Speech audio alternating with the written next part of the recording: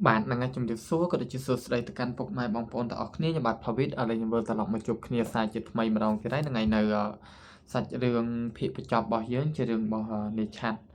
chẳng muốn về để chỗ đó sạch đường bỏ dưỡng nhưng miền ca chưa chạp có đôi chỉ bị bại cho chữ kháng nó về để khơi thà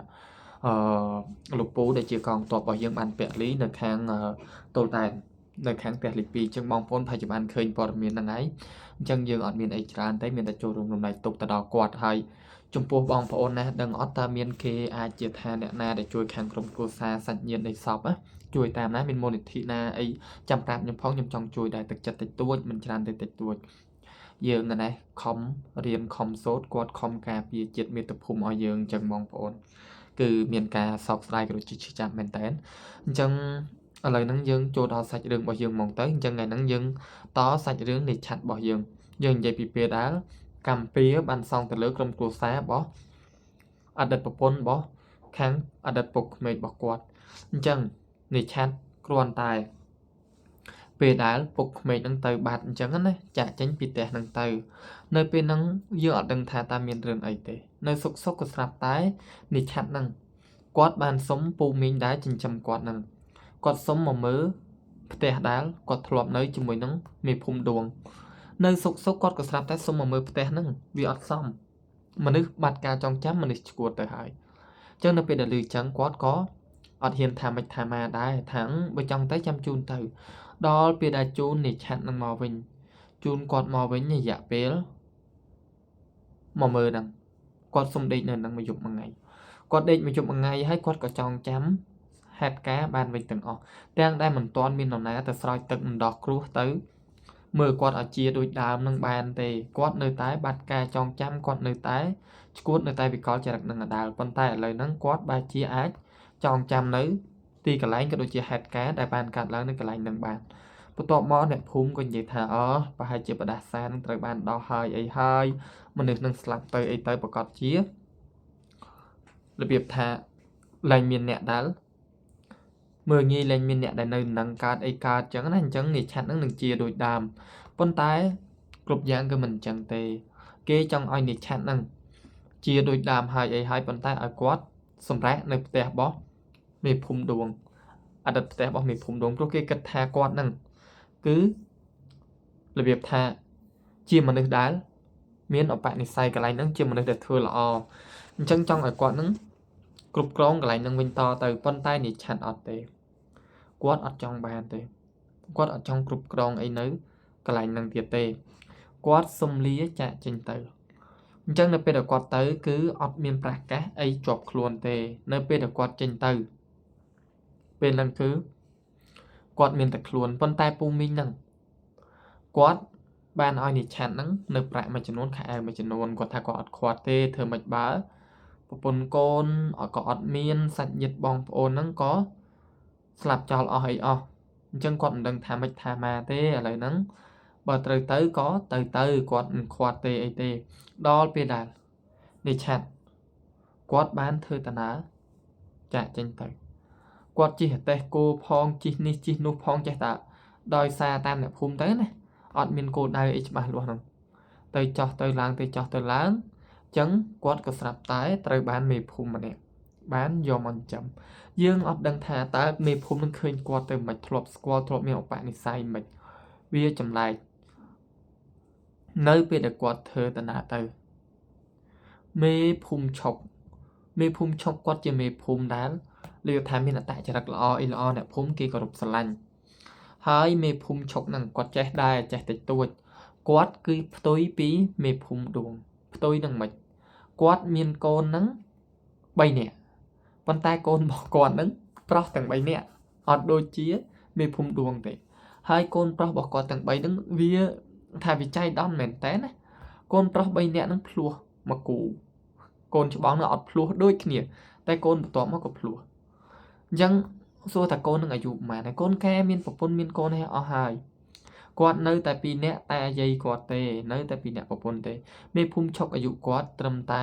56ទេជាមួយនឹងប្រពន្ធនិយាយថាគាត់អាយុគាត់ប៉ុណ្ណឹងប្រពន្ធនឹងក៏អាយុត្រឹមតែ53 54នឹងដែរគាត់រស់នៅដោយបានសុខបានសានការពារស្រុកភូមិមួយគេហៅភូមិតួកសាំងអញ្ចឹងគាត់ទៅដល់ភ្លាមហ្នឹង ពេលហ្នឹងនៃឆាត់គាត់របៀបថាត្រូវបានមេភូមិឈប់នឹងហើយគេថាឈ្មោះដូចស្តៀងពុកគេថាអញ្ចឹងវាចៃដន្យម៉េះខ្ញុំពេលខ្លះខ្ញុំនេះតែបងប្អូនពេលខ្លះខ្ញុំខ្លាចបងប្អូនធុញពេកខ្ញុំរកដូរឈ្មោះតួអង្គគេព្រោះវាស្តៀងគ្នាពេកវាចៃដន្យពេកប៉ុន្តែយើងគិតទៅរឿងអីក៏អាចកើតឡើងដែរឧទាហរណ៍ថាដូចខ្ញុំអញ្ចឹងខ្ញុំឈ្មោះវិតបងប្អូនខ្លះឈ្មោះវឿនឈ្មោះវុតឈ្មោះវ៉នតែមិនមែនបងប្អូនខ្ញុំផងហ្នឹងមិនមែនសាច់ញាតិខ្ញុំផងហ្នឹងអ្នកខ្លះក៏ឈ្មោះវីតែសួរថាសាច់ញាតិខ្ញុំមិនមែនអត់ទេអ្នកអតីហ្នឹងអញ្ចឹងចាស់ពីដើមក៏គាត់ដូចគ្នាដែរបើយើងយកទៅគិតទៅអត់មានអីខុសប្លែកទេនៅពេលដែលមេភូមិឈប់ហ្នឹងឃើញគាត់ហៅអ្នកកន្លោះគាត់ឈប់យើងក៏សួរអ្នកកន្លោះឯងទៅណាមកណែអញ្ចឹងប្រាប់តែគាត់ហ្នឹងដើរត្រាច់ចោអត់មានផ្ទះសម្បែងអត់មានទីតាំងអីហ្នឹងច្បាស់លាស់ទេគាត់ចេះតែពីដើរទៅអញ្ចឹងមេភូមិហ្នឹងថាឥឡូវមិនទៅនៅមួយគាត់ហ្មងទេអញ្ចឹងសួរមេភូមិទៅនៅមិនទៅគាត់ថាគាត់មេភូមិគ្រប់គ្រងនៅហ្នឹងគាត់ហ្នឹងគោក្របីនឹងកសលដីធ្លីនឹងកសលថាដូចគ្នាជាមួយមេភូមិដួងនឹងបេះបិទដូចគ្នាបេះបិទប៉ុន្តែទាស់ត្រង់មួយខុសគ្នាត្រង់មួយគាត់អត់រកស៊ីជួញដូរអីទេរបររកស៊ីជួញដូរទាំងប្រមាណគាត់អត់មានគេអត់មានឯងទេ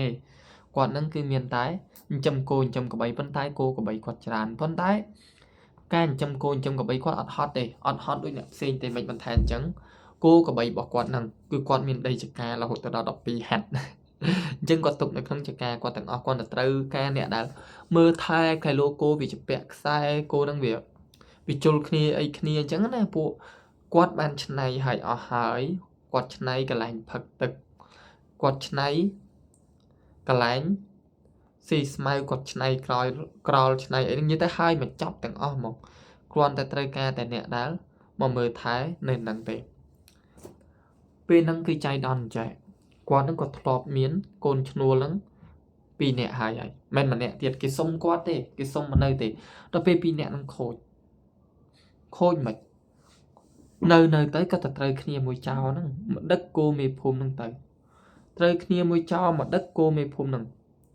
ដល់ពេលដែលចេះតែមកដឹកគោមេភូមិហ្នឹងចេញលួចលើកទី1មេភូមិចាប់អត់បានទេមេភូមិឈប់គាត់គិតថាម៉េចគិតថាណែគោហ្នឹងប្រកបជា2នាក់ហ្នឹងដេកលងលក់ដេកអីគេមកយកប៉ុន្តែអត់លួចច្រើនណារបៀបចោលអំបុកចោលអំបែងចោលអំបុកចោលអំបែងអញ្ចឹងគេយកម្ដង3ក្បាល4ក្បាលអីចឹង2ក្បាលអញ្ចឹងមកដឹកយកទៅលើកទី1គេដឹកតែ2ក្បាលទេអញ្ចឹងថាអូយពួកចោលវាហ៊ានណាស់អីណាមេភូមិគាត់នៅតែអត់ទាន់ប៉ះពាល់សេដ្ឋកិច្ចគាត់ទៀតដោយសារអីគោគាត់ច្រើនដល់ពេលលើកទី2យក3ក្បាលគាត់នឹងចាប់ផ្ដើមសង្ស័យទៅលើកូនឈ្នួលទាំង2នាក់របស់គាត់ហើយប៉ុន្តែគាត់អត់ទាន់មានភ័ស្តុតាងអត់ទាន់មានអីចោតប្រកាន់គេអញ្ចឹងមានតែលាក់ទុកសិនចាំសង្កេតការមើលសិនដល់ពេលដែលលើកទី3គាត់នឹងគាត់តាមទៅគាត់ឃើញកូនឈ្នួលរបស់គាត់ហ្នឹងទៅនិយាយជាមួយនឹងមនុស្សប្លែកមុខដល់ពេលដែលឃើញកូនឈ្នួលទៅនិយាយមួយមនុស្សប្លែកមុខទៅគាត់ក៏សង្ស័យគាត់បានតាមដានដល់ពេលទៅតាមដានទៅមានណាចាប់បានគេនឹងឯងគេត្រូវគ្នាជាមួយនឹងពួកចោរនឹងឯងនៅពេលហ្នឹងមេភូមិគាត់របៀបថាគាត់ខ្ជិលគាត់អញ្ចឹងណាគាត់ត្រឹមតែបដិញ្ញចេញអីចេញអញ្ចឹងហើយគាត់តែប្រាប់អ្នកភូមិថាណែម្នាក់នេះជាចោរជាអីគាត់យកមិនចំយកអីអញ្ចឹងណាឲ្យអ្នកភូមិប្រុងប្រយ័ត្នផងអីផងគាត់អត់វាធ្វើបាបទេគាត់ចិត្តល្អដល់ថ្នាក់ហ្នឹងចាប់តាំងពីថ្ងៃហ្នឹងមកគាត់ក៏មើលគាត់ក៏អីទៅខ្លួនឯងហើយកូនរបស់គាត់ទៀតនិយាយកូនទាំង3នាក់របស់គាត់និយាយទៅគឺផ្ទុយស្រឡះពីកូនរបស់មេភូមិដួងមិនថាអញ្ចឹងកូនគាត់ឯងថាកូនប្រុសក៏អញ្ចឹងដែរគឺកូនគាត់មិនមែនជាកូនស្រីអញ្ចឹងឯងគឺមានកណាតនឹងមិនកូនរបស់គាត់រកស៊ីដូចគាត់អញ្ចឹងគោក្របីពេញផ្ទះហើយជីវភាពគឺធូរធាររហូតដល់អ្នកខ្លះមានកូនឈ្នួលមានអីនៅជាមួយទៀតផងដល់ថ្នាក់ហ្នឹងអញ្ចឹងគាត់ដែលឃើញឆាត់គាត់ក៏ហៅទៅហើយគាត់ថាតើនៅមួយគាត់អីមួយគាត់អញ្ចឹងដូចថាមានឧបនិស្ស័យទៅក៏ថាព្រមទៅមួយមេភូមិក៏សួរឈ្មោះគ្នាសួរដោយសារអីពេលហ្នឹងគឺមេភូមិហ្នឹងគាត់ឆ្លងកាត់ទៅអ្នកភូមិក៏ស្រែកសួរមេភូមិឈប់ហើយតើបានកន្លោះមកពីណានឹងដើរជាមួយហ្នឹងពេលហ្នឹងគាត់ក៏និយាយថាគាត់ហ្នឹងទើបស្គាល់គេអីគេហើយមិនបានជាឆាត់នឹងសួរគាត់ថាមេភូមិឯងឈ្មោះអញ្ចឹងមែនអីឈ្មោះឈប់អញ្ចឹងមែនអីសួរគាត់ដល់ពេលដែលសួរទៅថាហ្នឹងហើយខ្ញុំឈ្មោះឈប់ហើយមិនអីគឺគាត់ថាគាត់ឈ្មោះឆាត់ហើយស្តៀងគ្នាម៉េចមេភូមិក៏គៀកកទៅថាអ្នកកន្លោះហើយឈ្មោះឲ្យស្តៀងតែគ្នាអញ្ចឹងប្រហែលជាឧបនិស្ស័យអីហើយមក តោះទៅមួយគ្នាចេះបួលទៅដល់ពេលធ្វើតាណាទៅដល់ផ្ទះអញ្ចឹងប្រាប់ប្រពន្ធហ្នឹងពីចងាយអូនអើយខ្ញុំមានភ្ញៀវអញ្ចឹងណាអូនអើយខ្ញុំមានភ្ញៀវស្រែកប្រាប់ដដែលអញ្ចឹងប្រពន្ធរបស់គាត់នៅពេលដែលងាកមកឃើញឆាត់ហ្នឹងមនុស្សគាត់កំពុលឆ្អែតគេឆ្អែតហ្នឹងមិនចាប់តាំងពីប្តីរបស់គាត់យកអ្នកអំរើពីរអ្នកហ្នឹងមកក៏មានរឿងដែលអ្នកអំរើហ្នឹងរបៀបថាប្រើភាសាអាក្រក់ស្ដាប់ថាតកៅក្នុងសាច់អញ្ចឹងណាចាប់តាំងតែពីមានអ្នកអំរើពីរអ្នកហ្នឹងមកខ្លាយទៅជាតកៅក្នុងសាច់លួចរបស់លួចគោក្របីគាត់នៅពេលហ្នឹងឯងដែលធ្វើឲ្យគាត់ហ្នឹងរបៀបថាគាត់អស់ជំនឿហ្មងទោះបីជាមេភូមិណាចង់យកក្មេងមកពីណាក៏គាត់មិនអោយយកដែរមេភូមិចង់យកក្មេងមកពីណាប៉ុណ្ណេះគាត់ថាអត់ទេដាច់ខាតគាត់អត់អោយទេគាត់សុខចិត្តតែខ្វៀលគោនឹងតែខ្លួនគាត់ទៀតហើយគាត់មនុស្សស្រីគាត់ឆ្អែតគាត់ពេកអីពេកឲ្យគាត់មិនដឹងថាម៉េចហ្នឹងខ្ញុំសុខចិត្តតែខ្វៀលគោទៅខ្លួនឯងបើថាបងឯងទៅយកអ្នកនេះយកអ្នកនោះមកខ្ញុំមើលទៅខ្ញុំអត់ទុកចិត្តទេអីទេនិយាយទៅកាន់គាត់ប៉ុន្តែដោយសារមេភូមិឈប់ហ្នឹងគាត់មនុស្សគាត់ល្អគាត់ទៅឲ្យប្រពន្ធហត់ធ្វើអីគាត់ទៅឲ្យប្រពន្ធខ្វៀលគោខ្វៀលក្របីធ្វើអីគាត់ទៅតែខ្លួនឯងតែខុសប្លែកមួយមេភូមិឈប់បានណែនាំមនុស្សហ្នឹងប្រហែលអ្នកទៅហើយប្រាប់ទៅកាន់ប្រពន្ធណែឲ្យមើលអ្នកនេះត្រូវចិត្តអត់មើលអ្នកនោះឲ្យត្រូវចិត្តអត់ប្រហែលអ្នកហើយ3 4ណែនាំទៅហើយដោយសារអីគាត់ចាស់អញ្ចឹងគាត់មិនចង់ហត់ចង់អីទៀតទេចាស់ហើយអីហើយហ្នឹងក៏ខ្ជិលហត់ខ្ជិលអីអញ្ចឹងចេះតែរកកូនឈ្នួលហ្នឹងទៅព្យាយាមរកបានខំរកទៅដល់ពេលដែលណែនាំមកប្រពន្ធហ្នឹងណែនាំអ្នកនេះប្រពន្ធបដិសេធណែនាំអ្នកនោះប្រពន្ធបដិសេធថាអត់ត្រូវទេអីទេអត់ត្រូវតែដល់ពេលដែលយកឆាត់ទៅចម្លែកអត់គ្រាន់តែឃើញឆាត់ភ្លាមប្រពន្ធគាត់ហ្នឹងនិយាយថាមិនទាន់នឹងស្គាល់សាវតាពិតអីពិតរបស់គេផងស្រឡាញ់ជាងមេភូមិទៅទៀតគ្រាន់តែឃើញហើយចុំឬថាចាប់អារម្មណ៍អ្នកកន្លោះហ្នឹងមកអញ្ចឹងដល់ពេលឡើងចាប់អារម្មណ៍ទៅកាន់អ្នកកន្លោះហ្នឹងក៏សួរនាំអ្នកកន្លោះឯងមកពីណាអីពីណាដល់ពេលដែលឆាត់នឹងមនុស្សត្រង់គាត់អត់លាក់ទេមនុស្សអត់ចេះលាក់ទេគាត់ប្រាប់សាច់រឿងទាំងអស់ដែលថាគាត់ធ្លាប់នៅជាមួយនឹងមេភូមិដែរអញ្ចឹងមុនទទួលគាត់ហ្នឹងសួរពីគាត់ហើយគាត់ប្រាប់ពីសាវតាគាត់ហើយដោយសារអីគឺគាត់អត់ចង់ឲ្យខកចិត្តខកអីជាមួយនឹងគាត់ទេគាត់និយាយចឹងគាត់នឹងប្រវត្តិធ្លាប់នៅជាមួយនឹងមេភូមិដួងធ្លាប់មានរឿងជាច្រើនដែលកើតឡើងសុទ្ធតែជារឿងហួសចិត្តអញ្ចឹងរឿងដែលកើតឡើងហ្នឹងគឺរាយរាប់មកយប់តម្រាំតែអស់ប្រាប់គេអីគេណោះអ្នកនេះចេះអ្នកនោះចោះគាត់នឹងយកប្រពន្ធយកអីមកមានរឿងចេះរឿងចោះអញ្ចឹងណាដល់ពេលដែលនិយាយទៅគេក៏សើចគេថារឿងតិចតួចប៉ុណ្ណឹងសោះទៅខ្វល់អីម្លេះរឿងហ្នឹងគឺបាបកម្មរបស់មនុស្សទេកុំដាក់សម្ពាធទៅខ្លួនឯងកុំបន្ទោសខ្លួនឯងអីចឹងណាមិនមែនមកពីអ្នកកន្លោះឯងទេអីទេអ្នកកន្លោះឯងបានធ្វើល្អហើយអីហើយចុះដូចខ្ញុំបាននិយាយនៅប្រហែលភាគមុនចឹងទោះបីជាគេហ្នឹងរបៀបថាគេឈួតគេជាអាម៉េចក៏គាត់នៅតែមើលគេនៅតែថែគេទោះបីជាគេហ្នឹងគេមានបញ្ហាគេឆ្លោះគ្នាប្តីមានស្រីមានអីគាត់នៅតែមើលថែគេអីគេទៀតអញ្ចឹងត្រង់ចំណុចហ្នឹងឯងដែលធ្វើឲ្យមេភូមិឈប់ជាមួយនឹងប្រពន្ធគាត់គឺពេញចិត្តខ្លាំងអីខ្លាំងហើយសួរថាតើការនិយាយស្ដីទៅមិនបានគេជឿភ្លាមមនុស្សខ្លះបងប្អូនគេថាឧបនិស្ស័យគ្រាន់តែឃើញគ្នាភ្លាមស្រឡាញ់ភ្លាមគ្រាន់តែឃើញគ្នាភ្លាមចង់រាប់អានភ្លាមមនុស្សខ្លះគ្រាន់តែឃើញគ្នាភ្លាមគេនិយាយចេញមកជឿភ្លាមដោយសារអីមនុស្សស្មោះត្រង់ហើយមានឧបនិស្ស័យមនុស្សនឹងនិយាយមកគឺមានទំនុកចិត្តមកគេហាមាត់ចេញមកទឹកមាត់គេប្រៃមកដូចជាឆាត់ចឹង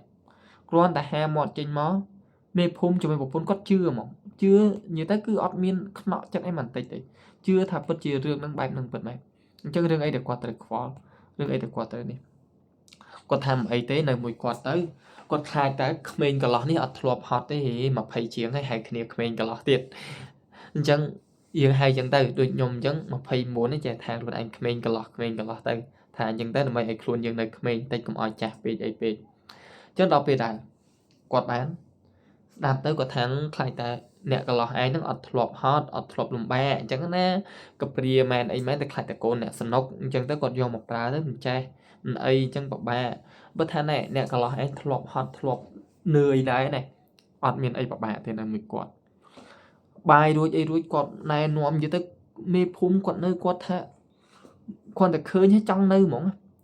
đây bảo quạt quạt đại cô đọc hạch ta nó đọc hạch ta chữ nó xịn hai anh cô anh ấy bảo quát bảo vợ từ sài quát xịn tiệt quát nẹt thu thiệt nẹt min lẹ mộc anh về bàn thành chẳng quát bảo vợ từ xịn tiệt chung môi năng chung với tè bảo quát min sài trai đôi chia riêng để nhầm thom về riêng bảo pin hàng kế chạy phụ nói vậy quát min sài trai min ấy hai quát nam ca nam ấy nơi chung vinh tè là biệt chẳng này bên dây pi lại mà đã chạy ọt ở mạch trong bàn này kì spy vậy anh nô này quát vay là biệt thà vay cái đàให้กดดำสไปดำตึมดำอันโนงดำไอ้ทำเมียนเป็นยังอ๋อก้อนแต่แชทมันนึกได้เลยว่าถ้าออกสังคมแต่ให้กระทัดดาแต่cái lô chuộtมันนึกละอนะมวยมันนึกมีออกไปไอ้ไซนะมวยcòn nơi mấy kế có thời gian mấy kế tới tai là bây giờ quạt đa tới miền này đa từ đó còn chỗ đó te mấy phum chọc liếm này luôn ai này ta chạy chặt đột mà quan để chỗ tới liếm cứ miền ở đồng thế miền phiệp cọ cái đài liếm chẳng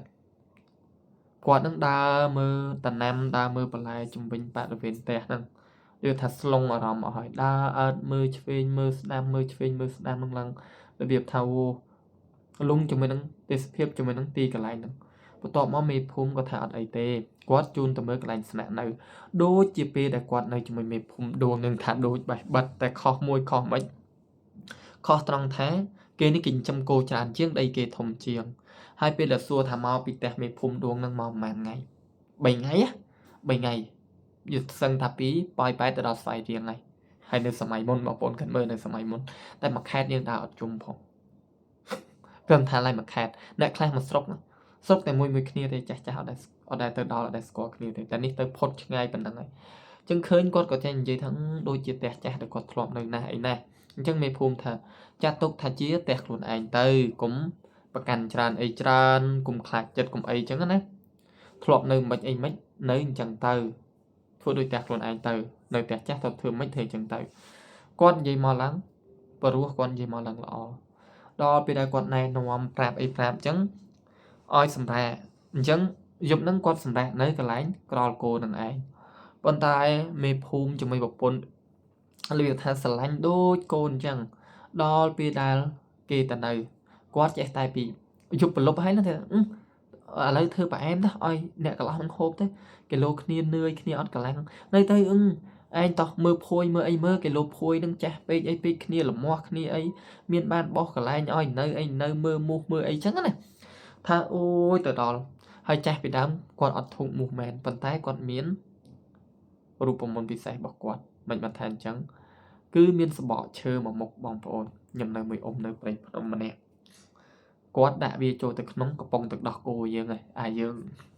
ឃើញខ្ញុំផុកអីគេម៉ៃបយស្អីគេបយបងប្អូនរូបក្មេងបារាំងម្នាក់ហ្នឹងកំប៉ុងប្រភេទកំប៉ុងដោះគោអញ្ចឹងគាត់ដាក់ឲ្យគាត់ក្របគាត់ចោះមិនទីហើយគាត់ដុតអានឹងមូសខ្លាចតែអត់សូវឈឺក្បាលទេវាខ្លាចជាងខ្លាចតពុលខ្លាចឈឺក្បាលតែនឹងអត់ទេអត់សូវឈឺក្បាលមានអារម្មណ៍ថាដាក់ទៅគឺធម្មតាដាក់ទៅគឺយើងរៀងឆ្ងុយទៀតណាហើយមូសខ្លាចអញ្ចឹងចាស់ពីដើមតើអត់មុងអត់អីគាត់ដាក់អាហ្នឹងហើយដល់ពេលចេះតែទៅមើលលិចមើលកាត់ដល់លៀបថាម៉ោងប្រហែលជា9យប់ទៅហើយមេភូមិជួយប្រពន្ធអត់ព្រមទេអត់ព្រមពួនទៀតមើលថែភ្ញៀវហ្នឹងពេលហ្នឹងឆាត់នឹងក៏និយាយថាអូលោកពូអើយអត់អីទេគាត់នឹងធ្លាប់ដេកនៅព្រៃនឹងអីនឹងឆ្អែតអស់ហើយរឿងប៉ុណ្ណឹងអីទេគាត់ថាគេចេះតែបារម្ភបន្ទាប់មកមេភូមិក៏ដើរកាន់ស្រែយកទៅមេភូមិហ្នឹងគាត់យើងអត់ដឹងថាតើការដែលគាត់នៅក្នុងលំដាប់ហ្នឹងគាត់ឋានៈហ្នឹងមិនអ្នកខ្លះបងប្អូនយើងមើលទៅគាត់ធូធាគាត់មានលុយកាក់មាសប្រាក់ប៉ុន្តែគាត់អត់មានមនុស្សដែលស្ដាប់ពាក្យក្នុងចិត្តរបស់គាត់ទេគ្រប់គ្នាគិតថាគាត់មានសុភមង្គលគ្រប់គ្នាគិតថាគាត់នឹងគាត់ធូធាគាត់នៅបានសុខបានស្រួលគាត់អត់មានទុក្ខកង្វល់តែធៀបពិតអត់ទេគឺគាត់មិនដឹងថាគាត់ឆ្លងកាត់អីខ្លះជួបរឿងអីខ្លះអញ្ចឹងទៅគាត់របៀបថា từ đó quạt ở đằng miền nẹt na đạp đường không chật quạt ấy quạt mình đại miền mặt phệ ấy chật nát như ta đường sạch cả mùi nẹt phum đọc về để chụp chặn chẳng quạt nè có thể phật có hay đấy một phần quan sầm đàn lụa vào đây chẳng quạt bằng quay lên cho môi na môi quạt nó màu mớ ô màu mơ phơn cô phong một chụp một lúc khai mu khai ấy có thể chẳng đấy mà ở mơ phơn cô phơn ấy phong về nó chặn thằng ở ấy quạt hộp cho môi thắng trái hộp này mấy thằng trái tá quạt trôn chặt tiền thằng hộp cho môi mà chẳng đó mấy vậy kia lên bên đâu đó về đàn mau và hà chia đọc mùi dục mi phum ở toàn từ bình thì hay sờ văng nâng môn chặt từ tiền quạt nâng chạy tại bình dây bị tục lùm bạ quạt dây bị việc không chặt quạt chạy mùi chọc phí nè quạt chụp đường này đường nô chỉ vật quạt chạy cho lại ta lại đạp xa xong vì cha nâng phật chọc phật láng sờ văng môn chặt nâng đó về lại một phần không có tà mò ọt khơi vào đây tới một phần tà mò nơi về đây một phần bọc quạt bàn tà mò chẳng mà hay vào đây đừng ọt hiến hoặc ấy khăn để bà vấn đề xa là khăn chất chạm đắng ấy đắng vua bà sân chỉ quạt đắng là việc thả phật si cái này xế ai đừng tới đó đó đấy bong bong xì xì là khăn chẳng bong phổ là khăn từ đó à cái cha phật si ở chỗ tê hạt chỗ sờ bài như ấy từ đó chẳng ngày ai đừng chẳng để đi dương man đấy từ đó cả hai tê tê là ôi chụp ai quạt ở hiên sầm rạ tại tê chẳng hai tới có từ nơi bị đăng chat quạt cái chỗ sầm rạ lúc rồi hôn đập được là mê phum quát phía mò là việc thả tới bờ riêng nè cả lọ nâng thiết sân cô có bấy nâng cái mơ mạch anh mạch tập rap tới bờ riêng thiết sân tai đập về đẹp nhẹ làng miền tây chat ở riệp trong cô có bấy hay mà sad anh đi thò mà nãy kia ở ba tầng ở thì cái miền bờ lọt kia ở đà cô cho bờ lọt nước trắng đấy chat ở riệp mà sad ở ai ở cáp anh cô nắng thò mà nãy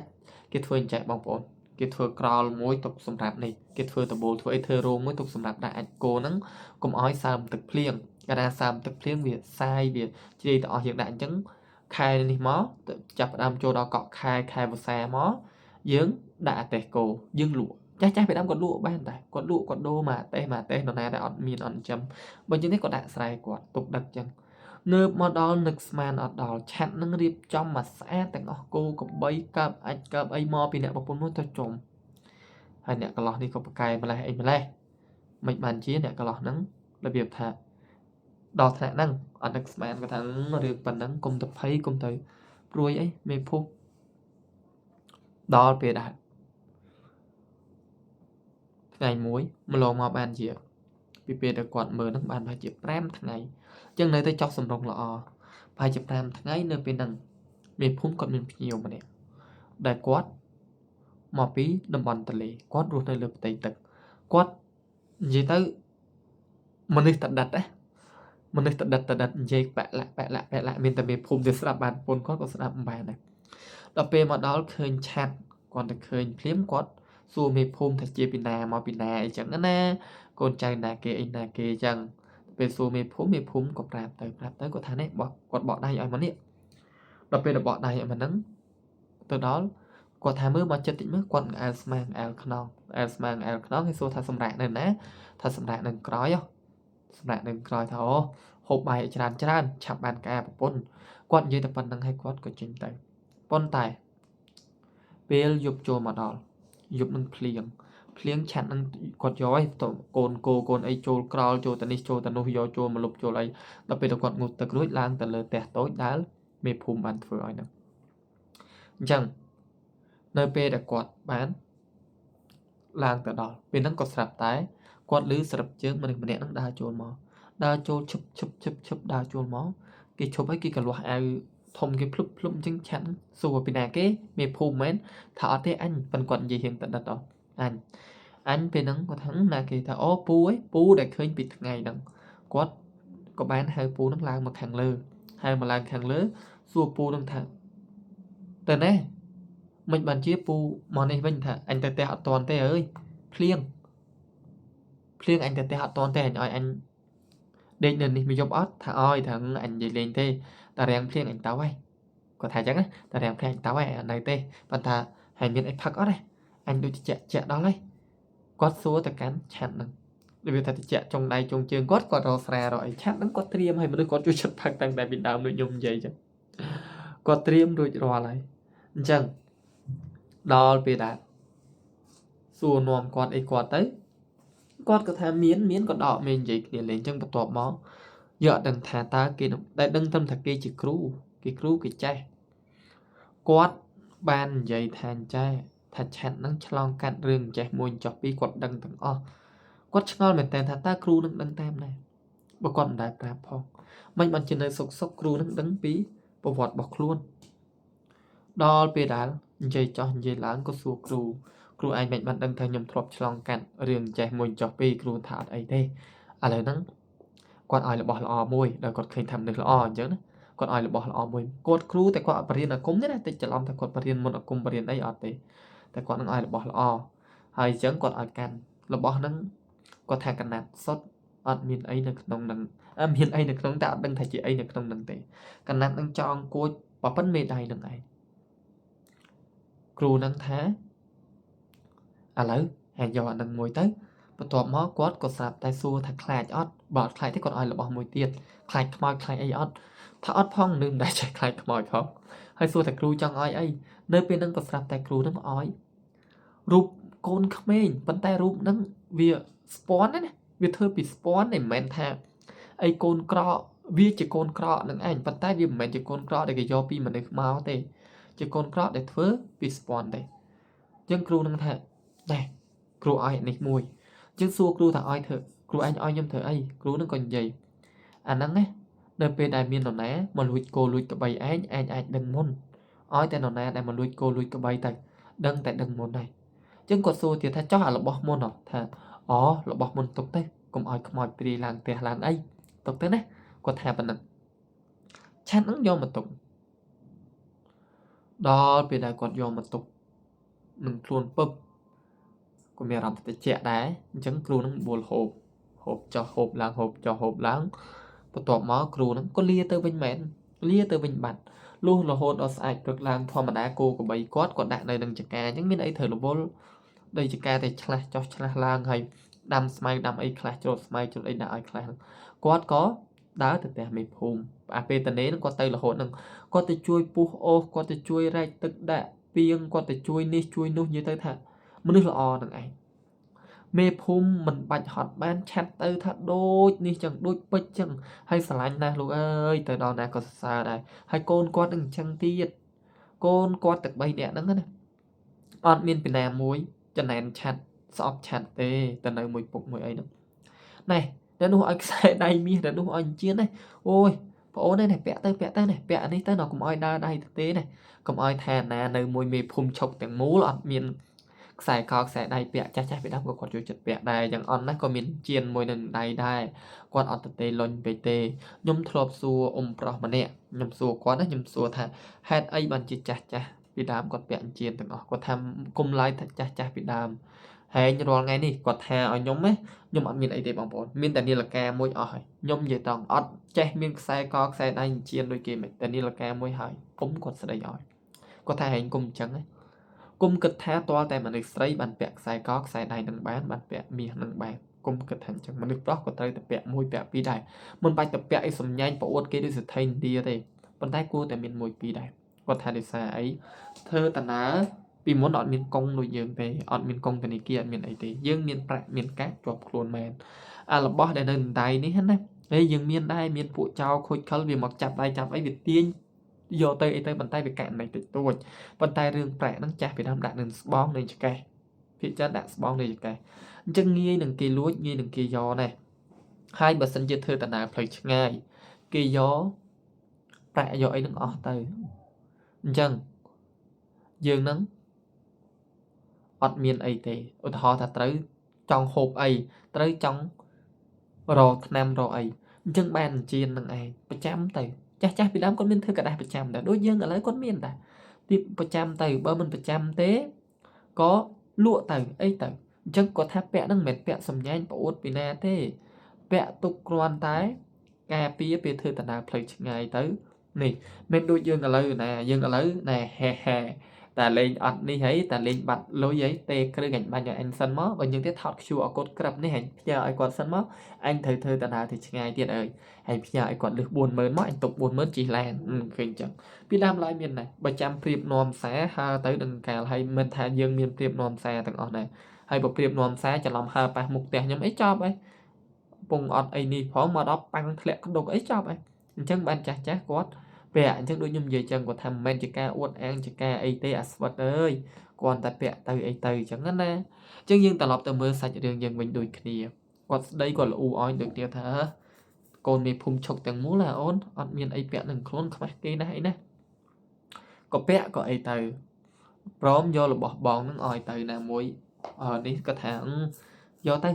ហើយមិនត្រឹមតែប៉ុណ្្នឹងទេមេភូមិឈុកគាត់តែងតែនិយាយហៅថាហៅពុកម៉ែមកអីហៅពុកហៅម៉ែគាត់ថាចេះតែល្អៀថាល្អៀអីទេហៅពុកហៅម៉ែមកវាដូចតែពុកដូចតែម៉ែតែគាត់នៅតែហៅពូហៅមីងដដែលចឹងនៅពេលដែលគាត់ទៅឆ្លៀតទៅជួយការងារជួយអីការងារនេះចឹងណាចឹងគាត់ក៏ទៅសួរនាំដែរសួរនាំមេភូមិឈុកនឹងចង់ដឹងគាត់សួរថាពូថាម៉េចហ៎មិត្តភ័ក្ដិពូដែលពូហៅអាគៀតខ្ញុំសុំទោសបើហៅតាមពូហៅគៀតថាម៉េចអីគាត់អ្នកនៅណាហើយស្គាល់គ្នាតាមណាសួរគាត់ចឹងណាចឹងគាត់ក៏និយាយប្រាប់ថាអូគៀតនឹងអីគៀតនឹងមិត្តភ័ក្ដិស្គាល់គ្នាយូរដែរហើយប៉ុន្តែឆ្ងាយគ្នាអីគ្នាហើយសួរថាម៉េចអីយប់មិញគាត់មកលេងខ្ញុំប្រាប់ថាអញ្ចឹងយប់មិញមកលេងខ្ញុំថាអូមានអីវាថាវាចាប់អារម្មណ៍ហ្នឹងណាវាមើលដូចអញដែរអីដែរអញ្ចឹងមើលតែឯងថាមនុស្សល្អអីល្អមើលដូចជាអញមើលនឹងដែរប្រាប់ទៅកាន់ឆាត់ហ្នឹងដល់ពេលតែឆាត់លឺអញ្ចឹងឆាត់ថាអូអញ្ចឹងទេអីហើយសួរថាតែឆាត់ហ្នឹងបានប្រាប់អត់ថាគេហ្នឹងគេឲ្យជាឲ្យអីហ្នឹងឲ្យជឿនឲ្យអារបស់ដែលអាចដឹងមុនអីមុនគេមិនប្រាប់ថាយករបស់ហ្នឹងទៅកាលណាតែមានចោលលួចគោចោលអីហ្នឹងដែលអាចដឹងមុននឹងអត់ប្រាប់ទេតែប្រាប់ថាអូគាត់មកដល់គាត់បបួលហូបចុកហ្នឹងណាទាំងជប់ទាំងអីហ្នឹងអញ្ចឹងគាត់ក៏និយាយមេភូមិថាអូយអាហ្នឹងវាចូលចិត្តផឹកចង់ងាប់ហ្នឹងវាមិនបបួលមិននិយាយលេងជាមួយនឹងគាត់ទៅដល់ពេលដែលជួយការងាររួចអីរួចនៅពេលហ្នឹងគាត់វាថាមេភូមិគាត់ជួបជុំកូនយប់នឹងគាត់ជួបជុំកូនគាត់អញ្ចឹងហៅកូនហៅទាំងកូនប្រសាហ្នឹងឲ្យមកជុំគ្នាគាត់ក៏ធ្វើវាថាគាត់អាំងសាច់គោអាំងអីហ្នឹងណាថ្ងៃហ្នឹងនឹងចេះផងនិយាយចំទៅកូនគោគាត់មកក្បាលពេលហ្នឹងគឺមិនមែនកំហុសរបស់ឆាត់ទេកូនគោហ្នឹងគឺគាត់ប្រវាស់ជាមួយនឹងគេអញ្ចឹងធម្មតាគេសុំប្រវាស់គោហ្នឹងមិនមួយឆ្នាំយើងមួយឆ្នាំគេមិនអញ្ចឹងដល់ពេលដែលប្រវាស់គោទៅក៏បានកូនគាត់មិនទាន់យកមកក៏ស្រាប់តែកូនហ្នឹងវាធ្លាក់អណ្ដូងទឹកចាស់ទៅក៏បាក់ជើងបាក់អីអញ្ចឹងគាត់ក៏បបួលអ្នកនោះថាកាប់ទៅអញ្ចឹងក៏កាប់ចែកគ្នាមកក៏បានគោបានគ្រឿងក្នុងបានអីហ្នឹងណាយកមកហូបយកមកក្លែមអញ្ចឹងហៅទាំងកូនប្រសាហៅទាំងតឡង3នាក់នឹងមកជុំគ្នាទៀតពួកគោច្រើនមិនមែនហូបតែគ្នាគាត់អស់ណាគោមកកណោហៅតឡងហៅអីមកឲ្យគិតមើលតឡងផងកូនប្រសាផងចៅហើយនៅប្រពន្ធគេទៀតអញ្ចឹងមកកណោឲ្យចូល30នាក់ហើយហូបមិនហូបមិនអស់ទេហៅមកហូបជុំគ្នាដល់ពេលមកហូបជុំគ្នាទៅធម្មតាស្រីគាត់ជុំគ្នាគាត់និយាយណាអូយកូនអ្នកនេះធ្វើទុកគាត់ឯងធ្វើទុកអត់កូនអញធ្វើទុកណេះអីណេះអញ្ចឹងណាយប់ប្រលប់យប់ណេះណាគាត់និយាយលេងខាងហ្នឹងហើយរីឯក្មេងៗវិញវារត់ប្រឡែងគ្នាអីគ្នាហើយអញ្ចឹងបើនិយាយពីប្រុសបងប្អូនមិនបាច់ខ្ញុំប្រាប់ទេបងប្អូនហ្នឹងហើយប្រុសហ្នឹងគាត់គឺ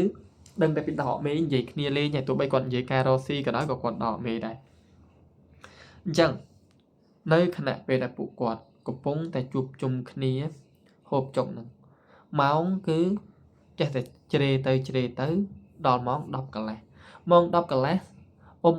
ស្រីហ្នឹងក៏គាត់ប្រាជ្ញគ្នាហ្នឹងក៏មិនទាន់ឆ្អែតរីឯចាស់ហ្នឹងគាត់ក៏ហូបចុកហ្នឹងក៏មិនទាន់ឆ្អែតដល់ពេលហ្នឹងចេះតែបន្លាយទៅក៏ស្រាប់តែនៅពេលហ្នឹងឆាត់នឹងដឹងនៅខណៈពេលដែលកំពុងតែហូបចុកសុកគាត់ថាពូមានចោលមកគោក្របីយើងគាត់ប្រាប់អញ្ចឹងមកក្មេងដែលនៅមួយគាត់នឹងខ្សឹបទៅជាគាត់ ហើយមិនបានគាត់ដឹងមិនបានគាត់ភ្ញាក់ផ្អើលវាធម្មតាបើសិនជាលើកដំបូងគាត់ភ្ញាក់ផ្អើលណាតែហ្នឹងមិនមែនជាលើកដំបូងទេមិនបានថាអញ្ចឹងគាត់ធ្លាប់តេស្តក្មេងហ្នឹងម្ដងរួចហើយតាំងតែពីគ្រូឲ្យមកគាត់តេស្តមិនគាត់សាកមើលថាអើបើឯងមានវិញ្ញាណមានព្រលឹងមែនតាមថែសារអញមែនហើយគួរឲ្យអញដឹងមកឲ្យអញឮសលេងមកតែគាត់អត់ខ្លាចទេបានមកហ្នឹងគាត់ជូតគាត់ដាក់នៅលើហឹងគាត់របៀបថាសិទ្ធិគាត់លាបនេះលាបនោះលាបឲ្យអាលងអីចឹងណាគាត់ថែរូបហ្នឹងណាដល់ពេលដែលគាត់នឹងនិយាយថាបើសិនជាឯងនៅមួយអញមែនអីមែនចឹងឲ្យអញឮសលេងឲ្យអីមកពេលហ្នឹងគាត់និយាយហើយគាត់ពុកខ្ញុំនៅក្រោមឯងពុកខ្ញុំនៅក្រោមបលែងជាមួយដល់ពេលពុកខ្ញុំនៅក្រោមឆាត់ហ្នឹងក៏ចោះទៅក្រោមគេនឹងទៅលើតបូលពុកខ្ញុំនៅលើតបូលងាកទៅមើលពីឆ្ងាយឡើងទៅលើផ្ទះតូចហ្នឹងទូងផ្ទះហ្នឹងទូងជើងពុកខ្ញុំនៅលើផ្ទះយកជើងនឹងទូងក្នាផ្ទះតុងអញ្ចឹងណាហើយនៅមានគាត់តេស្តហ្នឹងមិនមែនមកយប់ទេតេស្តបើយប់មួយមេភូមិហ្នឹងក៏ឃើញដែរអាពេលដែលគាត់បលែងហ្នឹងណាគេនៅឯក្រៅគាត់នៅលើផ្ទះចង់ឃើញគេពេកចេញទៅក្រៅទៅរកមើលគេនៅណាតែសាច់ហៅគេចូលទៅក្នុងវិញគេបលែងមួយគាត់ហ្នឹងគាត់ទៅឆ្វេងគេទៅស្ដាំគាត់ទៅមុខគេទៅក្រោយអញ្ចឹងមេភូមិហ្នឹងងាកឃើញឆាត់ហ្នឹងទៅលិចទៅកើតទៅមុខទៅក្រោយគាត់ក៏សួរមានរឿងអីមែនមិនបានជាដើរចោះដើរឡើងតែឯងអញ្ចឹងមានរឿងអីមែនដល់ពេលសួរនាំគាត់ទៅគាត់ថាអត់ទេពូមានរឿងអីគាត់ក៏ហក់គាត់អត់ចង់ឲ្យដូចថាមេភូមិដឹងតែគាត់មានក្មេងនឹងនៅជាមួយហើយសួរថាតែគាត់ធ្លាប់ឃើញមុខអត់ទេឮតែសលេងហើយសរុបជើងហ្នឹងគេមិនឲ្យគាត់ឃើញមុខគេទេលាក់ខ្លួនគេល្អណាស់គេលឺថាគេអាចកំបាំងសិនណាអញ្ចឹងដល់ពេលដែលយប់ដែលចូលមកដល់ហ្នឹងប្រហែលជាពួកចោរហ្នឹងវាមានគម្រោងយូរហើយវាចង់លួចនឹងយូរហើយទី1ដោយសារអីខ្ញុំគិតថាអញ្ចឹងវាអាចនឹងពាក់ព័ន្ធជាមួយនឹងដែលថាកូនចៅគាត់2នាក់ទៀតដែលថាគាត់បានឲ្យទៅអីទៅខំអត់យកទោសអត់យកបៃអត់បាយអត់វាយហ្នឹងណាពេលខ្លះអ្នកខ្លះយើងគួរបដៅចេញខ្លះបងប្អូនយើងធ្វើល្អគឺត្រូវហើយប៉ុន្តែមនុស្សមួយចំនួនគឺគាត់អត់ព្រមកែទេដាច់ខាតមក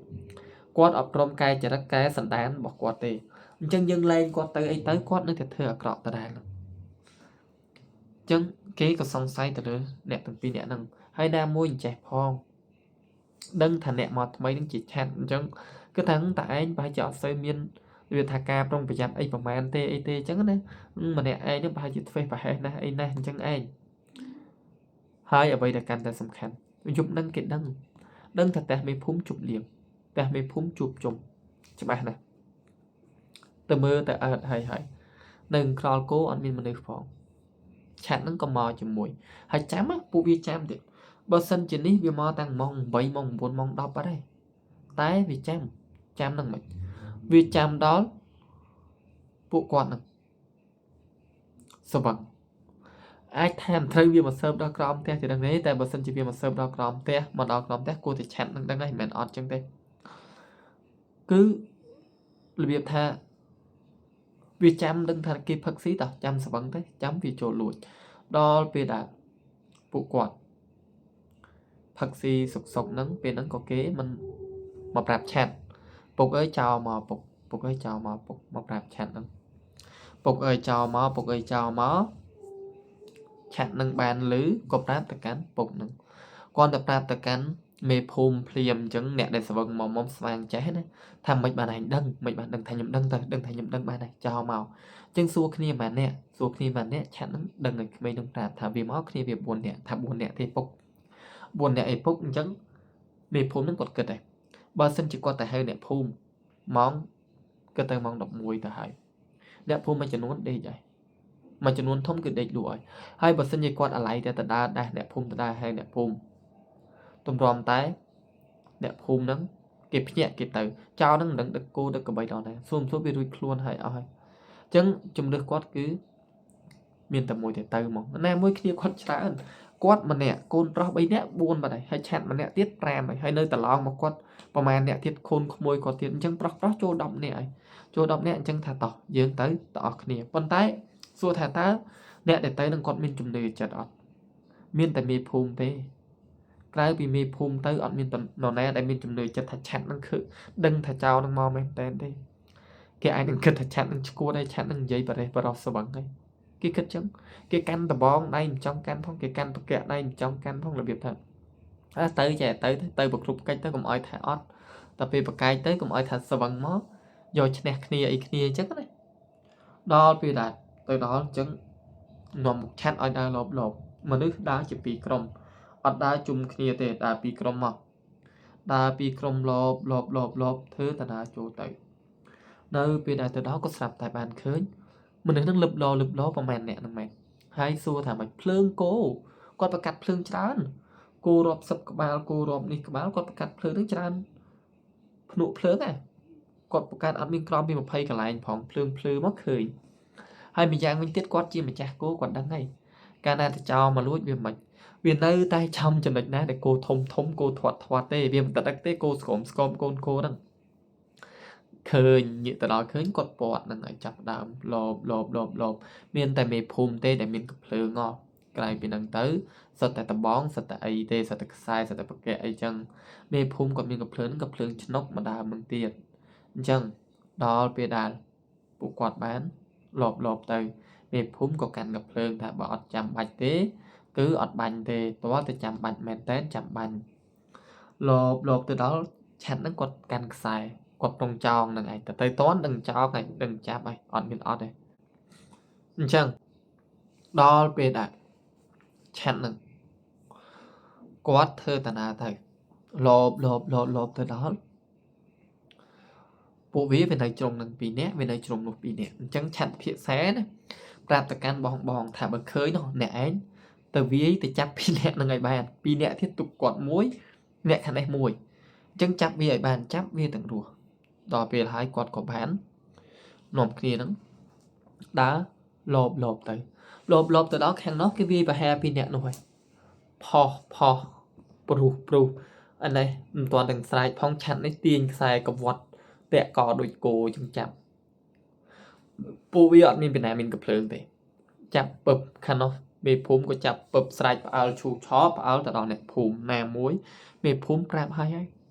ពេលដែលគាត់ធ្វើតាណាទៅអត់ឲ្យស្រីទៅមុនទេព្រោះគាត់តែលឺថាមានចោលភ្លាមឬក៏ដូចថាកូនភាសារបស់មេភូមិនឹងគាត់ចាប់ផ្ដើមផ្អើលឈូឆោតែមេភូមិឲ្យរក្សាភាពស្ងៀមស្ងាត់នៅស្ងៀមធម្មតាទេពួកគាត់ស្រីនៅពេលដែលជួបរឿងចឹងគាត់ចាប់ផ្ដើមស្លន់ស្លោជាងយើងនឹងបន្តិចអត់ដូចយើងទេអញ្ចឹងដល់ពេលដែលគាត់បានប្រាប់ទៅកាន់ស្រីថាគាត់ចេញទៅមកស្ទុះដាច់ខាតគឺត្រូវតែដើរទៅផ្ទះអ្នកភូមិពេលគាត់ចេញទៅមកស្ទុះហើយចាំទៅនៅពេលដែលធ្វើតាណាទៅអញ្ចឹងប្រាប់អ្នកភូមិទៅថាគាត់នឹងទៅចាប់ចោលបើសិនជាលឺសំឡេងស្រែកច្បាស់ជាចោល 100% ច្បាស់ជាគាត់ទៅឃើញមែនអីមែនអញ្ចឹងដាស់អ្នកភូមិទៅដល់ពេលដែលគាត់ទៅលឺគាត់មកបានជាមួយនឹងស្រីនឹងដាស់អ្នកភូមិពឹបអ្នកភូមិទៅពីនឹងទៅប្រោចជុំគ្នាចោលគាត់ចាប់បានទាំងអស់ទាំង4នាក់អូសយកមកផ្ទះមេភូមិពឹបណេះមកក្តោមពួលនៅក្នុងចំណោមហ្នឹងមានម្នាក់ដែលជាកូនចៅចាស់របស់គាត់ដែលគាត់ឲ្យខ្វៀលគោខ្វៀលកបិចដែលនៅហ្នឹងមានន័យថាគាត់ទាំងពីរនាក់ហ្នឹងមានម្នាក់កែខ្លួនហើយគឺគេនាំប្រពន្ធកូនគេទៅឆ្ងាយហើយគេកែខ្លួនធ្វើមនុស្សល្អធ្វើអីវិញហើយប៉ុន្តែម្នាក់នេះនៅតែសន្សំចិត្តនៅតែគុំចិត្តចង់លួចរបស់មេភូមិហើយមិនបានវាច្បាស់ម៉េះបងប្អូនទាំងហើយនៅមួយមេភូមិហ្នឹងប្រហែលខែប្រហែលឆ្នាំអញ្ចឹងលបងនៅណាប្រឡោះចេញប្រឡោះចូលនៅណាច្បាស់ចេះអត់មានអត់ដឹងអីជាមួយទេច្បាស់ចេះហើយអញ្ចឹងដល់ពេលដែលគេបាននាំបាក់ពួកគេមកមេភូមិចាប់បានទិញទៅដល់មេភូមិថាអាហែងនេះអញទុកឲ្យរស់មួយសាហើយអញទុកឲ្យរួចម្សាហើយប៉ុន្តែហែងនេះមិនចង់ទេអត់ចង់រស់អត់ចង់រួចទេឬក៏ហែងចង់ឲ្យអញនឹងសម្រាប់ហែងមែនមេភូមិស្ដីមេភូមិថាអើយគាត់ចាប់បានអីបានអ្នកភូមិវាយទៅទ្រូងអត់ឲ្យខូចទៀតទេចំណែកឯម្នាក់ដែលថាមេភូមិធ្លាប់ដោះលែងភាសាហើយនឹង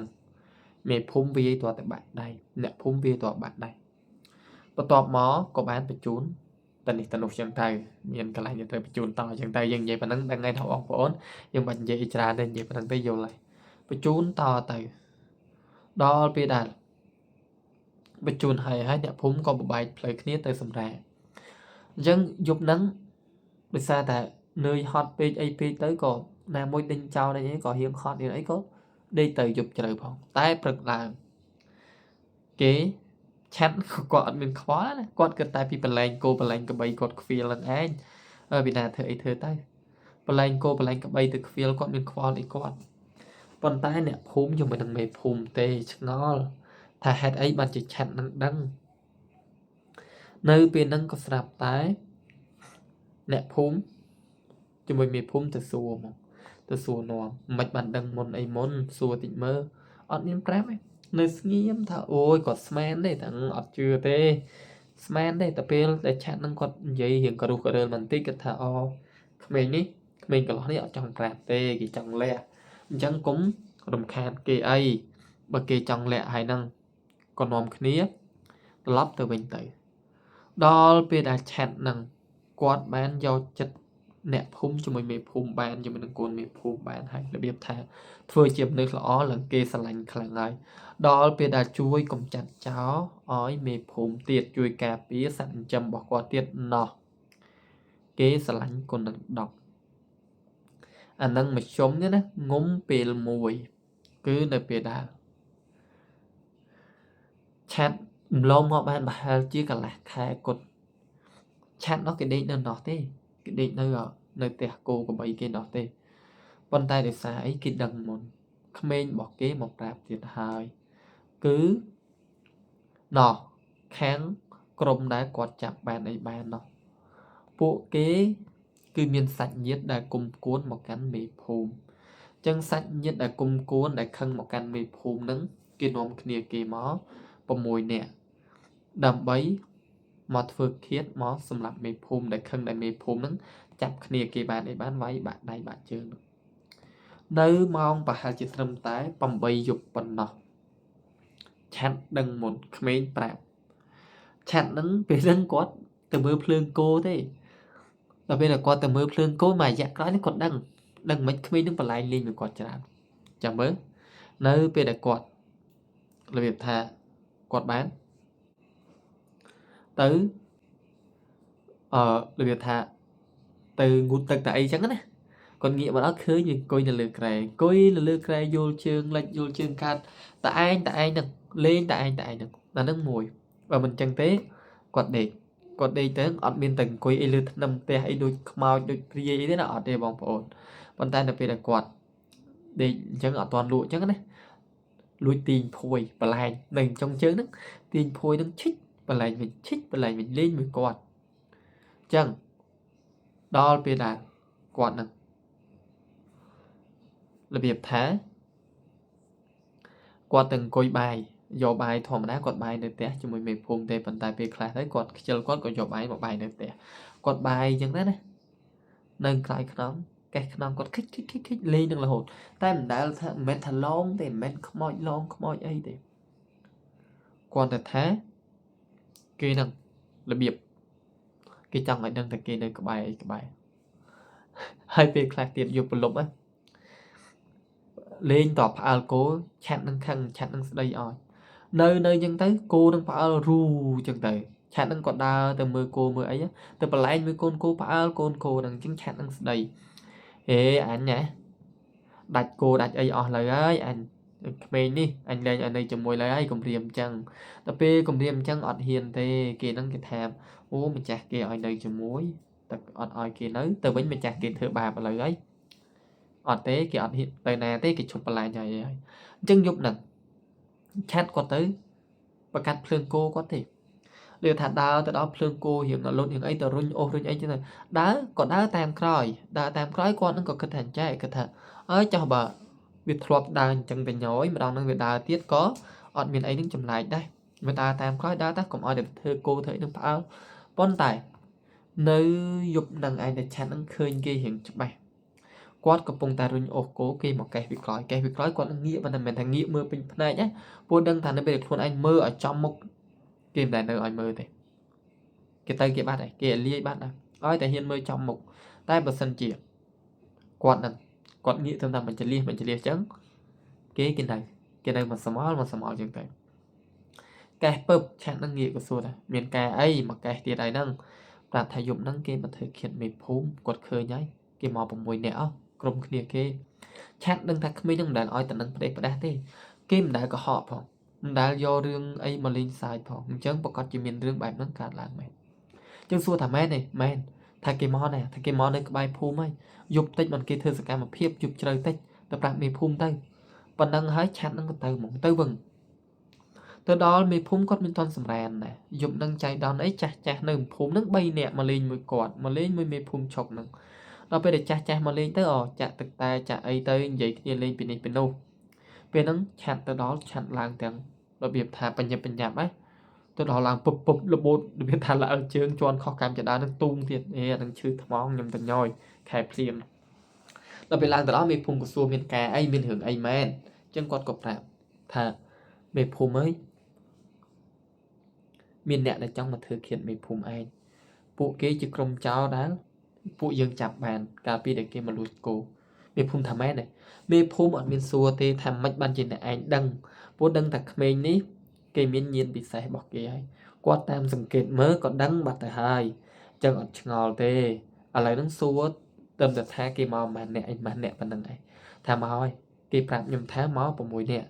អញ្ចឹងក៏មានចាស់ម្នាក់ហ្នឹងលន់មាត់ថាចែកថាយីមិនបានឯងដឹងថាគេមក6នាក់ឯងថាគេប្រាប់ឯងហើយនៅនុកក្នុងរបស់ពួកចោរមែនគាត់និយាយចេញមកអញ្ចឹងពេលហ្នឹងមេភូមិឆាត់មេភូមិឈប់គាត់ក៏ចោលនិយាយថាអត់ទេបងឯងកុំនិយាយចឹងកូនខ្ញុំនៅមួយខ្ញុំស្មោះត្រង់ណាស់គាត់ប្រើភាសាកូននឹងឯងនៅមួយខ្ញុំស្មោះត្រង់ណាស់មិនមែនទេអញ្ចឹងឲ្យនិយាយតថាគេមកដល់ក្បែរភូមិហើយគេមានចេតនាមកអញ្ចឹងមេភូមិសួរឥឡូវធ្វើម៉េចថាធ្វើម៉េចពួកយើងទៅតាំងមិនកាតទៅរកអ្នកភូមិឲ្យជួយពេលហ្នឹងនិយាយគ្នារួចគាត់ថាត្រូវឯងចឹងរកអ្នកភូមិឲ្យជួយមកអញ្ចឹងទៅគឺទៅដោយសម្ងាត់កុំឲ្យពួកចោរហ្នឹងតើកាលណាទៅឆ្លេឆ្លាឥឡូវដើរប៉ាត់ណាប៉ាត់អីស្រែកវេវើមិនវាលឺលើហើយលឺបែកការអស់លើដល់ពេលដែលគាត់និយាយគ្នាទៅអីទៅថាហ្នឹងហើយឥឡូវសម្រេចថាអញ្ចឹងក៏ឲ្យឆាត់នឹងឯងជាមួយនឹងមេភូមិគាត់ចាប់ផ្ដើមទៅប្រាប់ឯណាប្រាប់អ្នកភូមិតគ្នាអញ្ចឹងឲ្យអ្នកភូមិហ្នឹងមកក្រោយផ្ទះគាត់ព្រោះឆាត់បានប្រាប់ឲ្យពួកចោរនៅខាងត្បូងភូមិអត់នៅខាងក្រោយទេកាលណាតែពួកគាត់ទៅប្រជុំគ្នានៅខាងក្រោយពួកចោរហ្នឹងវាអត់ដឹងទេតែបើសិនពួកគាត់ទៅប្រជុំគ្នានៅផ្ទះមេភូមិខ្លាចពួកហ្នឹងវាលបមើលឃើញដល់ពេលដែលនិយាយគ្នារួចទៅប្រាប់ពួកគេមកមេភូមិទៅប្រជុំចោះទៅដល់អត់មានឲ្យដឹងទេប្រាប់ឯណាថាណែពួកចោរនេះមកចេះមួយចោះពីរឆាត់បានប្រាប់ហើយឥឡូវហ្នឹងគាត់ឲ្យលាក់ខ្លួននៅនឹងពីងទឹកកន្លែងកម្មចិត្តកម្មចដាក៏មានលាក់ខ្លួននៅក្រោមដើមបត្រាក៏មានលាក់ខ្លួននៅលើផ្ទះមេភូមិច្រើនជាងគេលាក់ខ្លួននៅលើផ្ទះមេភូមិ10នាក់ចាំហ្នឹងដោយកភ្លើងនៅក្នុងភូមិមានកភ្លើងតែ3ដើមទេប៉ុន្តែមេភូមិបាននិយាយហើយបើអត់ចាំបាច់គឺអត់ប្រើដាច់ខាតតើតែចាំបាច់តែត្រូវបាញ់ចាំបាច់ចាប់បញ្ជូនទៅឲ្យគេទៅបើអត់ចាំបាច់ទេកុំពួកគាត់ក៏យល់ព្រមអញ្ចឹងអ្នកគ្រប់គ្នាដែលនៅកន្លែងហ្នឹងក៏ចាប់ផ្ដើមណាមេភូមិគាត់បានប្រាប់ឲ្យអ្នកដែលនៅក្បែរផ្ទះចាប់ដើមបលុតភ្លើងកុំឲ្យមើលឃើញបលុតភ្លើងគាត់ក៏បលុតភ្លើងតែម៉ោង10ជាងបលុតភ្លើងធ្វើដូចដេកលក់ទៅបងប្អូនធ្លាប់ឮថាពួកចោរពួកអីភាគច្រើនបណ្ដាវាម៉ោង12យប់12ថ្ងៃវាដើរវាចឹងវាមិនដើរចេះដើរម៉ោង7ម៉ោង3ទេតែយើងមិននិយាយថាទាំងអស់ទេណាយើងនិយាយថាភាគច្រើនគឺអញ្ចឹងដល់ពេលដែលមេភូមិគាត់បានរៀបចំផែនការគាត់រួចប្រាប់ទៅកាន់អ្នកភូមិហើយអ្នកភូមិចាប់តែអ្នកភូមិហ្នឹងដូចដែលនិយាយកាលពីលើកមុនអញ្ចឹងមានតារៀងថា 50% គឺ 40% ចុះដែលជឿ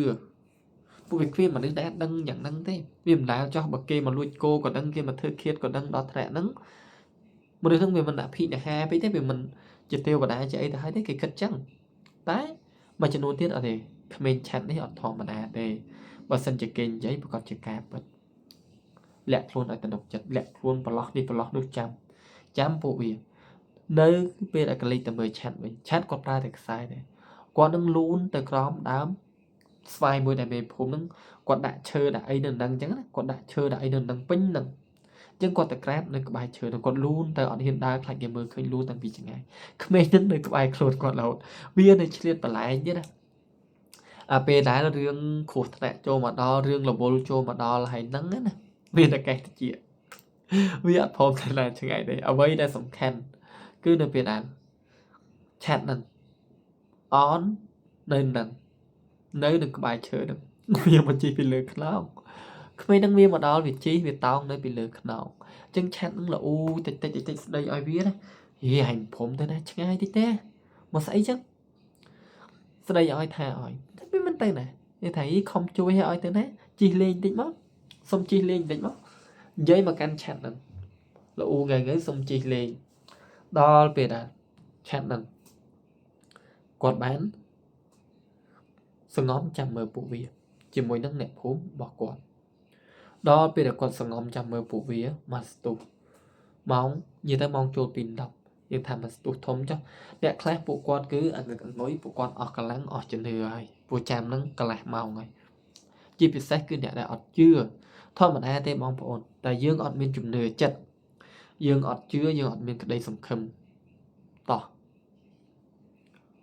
ចាំទាំងនឿយហត់អត់មានកម្លាំងចិត្តកម្លាំងកាយទេចាំទាំងធុញទ្រាន់ខ្លាំងហ្មងនិយាយទៅគឺធុញខ្លាំងយកតែមែនតើហ្មងតែចំពោះការងារក៏នៅណាដែលគេចាំគេនេះដោយមានជំនឿចិត្តដោយគេនេះហ្នឹងគឺអាចគេអត់និយាយថាគេអត់ហត់នឿយអត់អីទេគេចាំដោយទំនុកចិត្តរបស់គេអីរបស់គេហ្នឹងគេនេះហើយគេដឹងថាតែទៀតគាត់ជាមានរឿងបែបហ្នឹងកើតឡើងមែនដល់ពេលដល់ចាំម៉ោងចូល12យប់ពេលហ្នឹងក៏ស្រាប់តែពួកវាបានដើរចូលមកមែនពួកវាលបឡើងទៅលើផ្ទះមេភូមិពួកវាអត់មានចេតនាប្រើកាភ្លើងទេដោយសារអីខ្លាចផ្ទុះឬសលេងកាភ្លើងឬអីអ្នកភូមិនឹងដឹងអញ្ចឹងណានៅពេលហ្នឹងពួកវាគឺ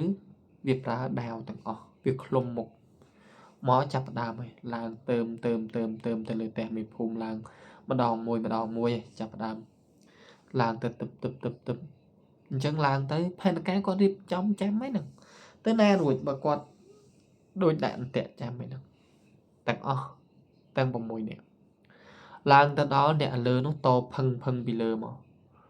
ចាប់ពឹបហក់មកក្រោមអ្នកក្រោមនេះតបើឆាប់វិញតាក់ខ្សែយកអីយកទៅណារួចវាបានតតាំងបន្តិចដែរហឺហាក់បានបន្តិចដែរកុំអោយថាស្ងាត់ពេកអីពេកតដៃតជើងនឹងបានបន្តិចប៉ុន្តែទៅណាអត់រួចទេតដៃតជើងមកតុងតាំងអ្នកភូមិគេពាត់ជាប់ទៅពេលពាត់ជាប់ទៅណារួចរត់ទៅឆ្វេងមានមនុស្សរត់ទៅស្ដាំមានមនុស្សពេលហ្នឹងពលឺភ្លើងភ្លឺពាត់អស់ចាប់បានអីបានដល់ពេលដែលចាប់បានអីបានរួចអញ្ចឹងគេនឹងក៏បញ្ជូនអ្នកហ្នឹងឲ្យទៅនោះទៀតហើយនិយាយតែប៉ុណ្្នឹងបងប្អូនគេយកទៅធ្វើម៉េចទៅធ្វើឲ្យទៅនឹងទៀតហើយចាប់តាំងពីចាប់បានមករហូតដល់ព្រឹកឡើងអ្នកភូមិពេញមកភូមិហើយនិយាយទៅពីដើមឡើយមានតែយើងថា 40% 50% ចុះដែលជឿទៅលើឆាត់ហ្នឹងដែលជឿទៅលើរឿងដែលថាគាត់មើលដឹងមុនអីមុនតែគ្រាន់តែរឿងហ្នឹងកាត់ឡើងពឹបគេនឹងនិយាយគ្រប់គ្នាថាចំអញ្ចឹងបានមេភូមិស្រឡាញ់ណាស់តាមពិតទៅកូនចាំរបស់គាត់នេះប្រកែដល់ថ្នាក់ហ្នឹងទេគឺជាគ្រូខ្លាំងអីខ្លាំងទៀតពិតមិនមែនគ្រូផងគ្រូស្អីមនុស្សរៀនផងបានណោះគិតមេភូមិមិត្តភ័ក្ដិមេភូមិជាអ្នកឲ្យមកទេបានប៉ុណ្ណឹងហើយបើនិយាយថាតើគាត់នឹងនៅពេលដែលអ្នកភូមិនិយាយថាគាត់ចូលចិត្តឆាត់ដោយសារឆាត់ខ្លាំងដោយសារឆាត់បកែតើមេភូមិតបថាម៉េចគាត់បានយកមិនចាំយកមកនៅជាមួយតាំងតែពីដឹងថាឆាត់នឹងមនុស្សធម្មតាទេគឺទ្រាំតែជាក្មេងកន្លោះកព្រាអីកព្រាសាមញ្ញធម្មតាទេយកមកហ្នឹងមែនតាចុះគាត់មានដឹងថាឆាត់នឹងបកែហើយពីដើមដល់ឆាត់មានបកែណាគាត់ធម្មតាហ្នឹងមកពាក់កណ្ដាលទីទៅហើយហ្នឹងគាត់ក៏និយាយvớiអ្នកភូមិគាត់យកក្មេងតាំងតែពីមិនទាន់ដឹងអីមកម្លេះអ្នកភូមិតើអត់មានពីណាដឹងអីហ្នឹងដល់ពេលដែលព្រឹកឡើងអ្នកភូមិក៏ទៅសួរឆាត់ចង់ដឹងអញ្ចឹងណាវាធម្មតាទេអ្នកនេះសួរគ្រូរៀនមិនមែនឆ្នាំហើយសុំធ្វើកូនសិស្សបានអត់អីអត់សួរនាំគាត់អញ្ចឹងគាត់ថាគាត់មិនមែនគ្រូទេគាត់អត់ចេះទេដល់ពេលអ្នកខ្លះទៀតថាអាគុំនឹងខ្លាំងម្លេះអីម្លេះគាត់ធ្លាប់ឮតែអ្នកកាប់មុតដុតឆេះបើរឿងចោលលួចចោលអីនេះគ្មានទេអ្នកដឹងមុនអីមុនហ្នឹងតែឆាត់គាត់នៅតែប្រកែកដែរគាត់នៅតែនិយាយថាគាត់អត់ចេះ គាត់ដល់ពេលគាត់ទ្រាំអត់បានរបៀបថាអ្នកភូមិនឹងសួរនាំពេកគាត់ក៏និយាយថាចែគាត់នឹងមានកូនខ្មោចតាមថែប៉ុណ្ណឹងឯងមានកូនខ្មោចតាមថែតាមមើលទៅគាត់ក៏អាចដឹងមុនអីមុនគាត់និយាយនឹងរបៀបថាគាត់ប្រាប់អញ្ចឹងទៅក៏ល្អដែរគាត់ប្រាប់ទៅក៏អ្នកភូមិស្ងប់ចិត្តហ្នឹងហើយឬគាត់និយាយទៅស្ងប់ចិត្តថាប្រហែលជាគេហ្នឹងគេមានកូនខ្មោចកូនព្រាយតាមថែមែនបានគេដឹងមុនអញ្ចឹងខ្ញុំច្រឡំពេកក្បាលមើលថាបងប្អូនភាគបញ្ចប់ដល់ពេលខ្ញុំមកដល់នេះបានខ្ញុំនៅគិតថាអញនៅសល់មួយភាគពីរភាគទៀតអញ្ចឹងស្អែកចាំមើលគេលោច្រឡំទៅពេលពីក្បាលដំបងថារឿងឆាត់ភាគបញ្ចប់អញ្ចឹងនិយាយតពីពេលដែលគាត់ទៅណាមួយមេភូមិហើយមានគេតាមនេះតាមនោះគាត់ដឹងមុនអញ្ចឹងណាវាក៏ស្តៀងរឿងមួយដែលខ្ញុំធ្លាប់និយាយដែរប៉ុន្តែរឿងនេះវាលាយផ្សេងនិយាយជាមួយនឹងការផិតក្បត់ការឈឺចាប់ក៏ដូចជាការប្រត់ប្រែសហ្នឹងអញ្ចឹងខ្ញុំបាទថាវិទ្យបងប្អូនសាច់រឿងស្ដាប់កំដរអារម្មណ៍ទៅចាត់ទុកថារឿងពិតក៏បានរឿងប្រឌិតក៏បានរឿងទៀនក៏បានអីទេមានតែប៉ុណ្្នឹងទេចាំជួបគ្នារឿងក្រោយៗទៀតជម្រាបលា